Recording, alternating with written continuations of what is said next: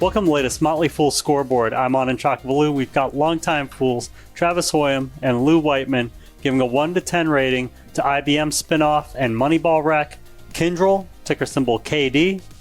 First, we'll rate the strength of Kyndryl's business, including factors like industry and competition. A 10 is invincible. A 1 is hopeless. Travis is at a 6. Lou, you're at a 7. Yeah, so for one thing, to answer the question, it's kin as in, kinship, friendship, and drill as in tendril. So friendships and octopuses, I don't understand. But this is what I can tell you. They bill themselves as the world's largest provider of IT infrastructure. It is the former consulting business of IBM, basically. In English, what they do is they design, they build, and they manage large corporate IT systems. There's been a lot of drama here since they spun off as an independent in 2021. We can get to that. There's been activist allegations. There have been all sorts of kind of just earnings that haven't been what we wanted in this age of IT and AI, and everyone's excited. But they appear to be making some good work shedding the legacy IBM business and moving into new higher margin deals. It's still pretty early. There are questions, but I do find this intriguing, so I went with a 7.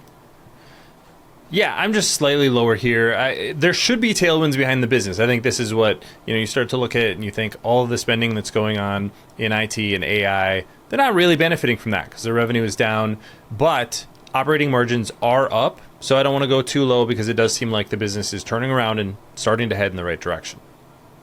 And they may add a third or a fourth Y to the name. Who knows? For management, a 10 is Warren Buffett, a 1 is Homer Simpson. Both of you have 6s, Lou. Yeah, Martin Schroeter has been CEO since the spinoff. He was with IBM since 2014. As I mentioned, Kyndryl was caught up in an activist fraud allegations. I think that they kind of handled that pretty well.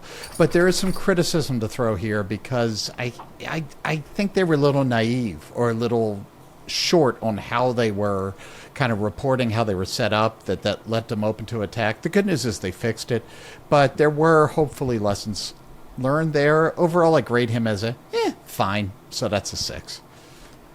Yeah, I think that's kind of where I fell here too. What I would like to see is a little bit more vision in the business. Maybe a lot to expect from a manager and from a spinoff like this, but I just don't want to go too high because this isn't a management team that you would expect to be really outperforming the market by a huge margin. Financials, a 10 is a fortress, a 1 is yikes. Travis is a 6. Lou, you're at a 7. So straight up, recent results have not been a wow, not by a long shot. Things do seem to be trending in the right direction, as Travis mentioned. Contract signings grew by 40% in the most recent quarter. We'll see what that means, but they say that they are shifting towards higher value, higher margin work. So the hope is, the bull case here is a boost in new revenue will come with a significant step up in profitability. I'm leaning into that, but also looking at pretty strong free cash flow picture and an outlook that they say is getting sunnier. I'm optimistic here, but I'm at a 7 thinking that we are on the mend. Yeah, it seems like the drop in revenue is kind of subsiding. The expansion in margins, I think, is where you're seeing a little bit of momentum. So I do like the momentum in the business, but until we see more, until you have a much higher margin business in, like I said, an industry where you should have a fair amount of tailwinds as companies are spending more on their IT infrastructure, spending more on AI. Obviously, a lot of that money isn't going to Kyndryl, but it's going somewhere, and can they sort of claw that into their business? We'll see. I think there's potential, but you can't go higher than a 6 with their financials as they are today. Travis, let's talk valuation. How well will Kyndryl stock do over the next 5 years? Talked about potential. Let's also do safety. 10 is a sure thing. 1 is a lottery ticket.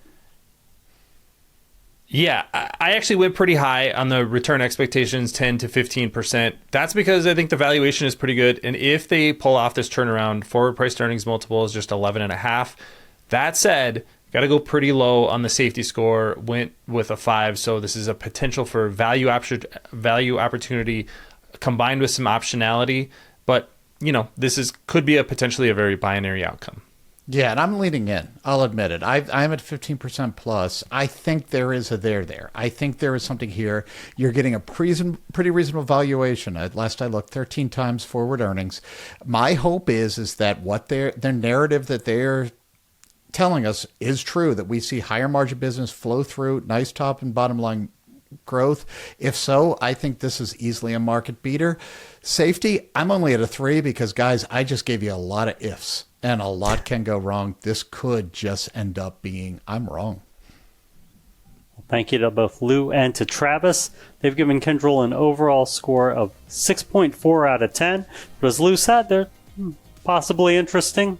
Lou actually does prefer Endava as a top it, and Travis prefers Quanta Services. Me, Accenture. I'll keep owning that. Look out for a new scoreboard every market day at 7 p.m. Eastern.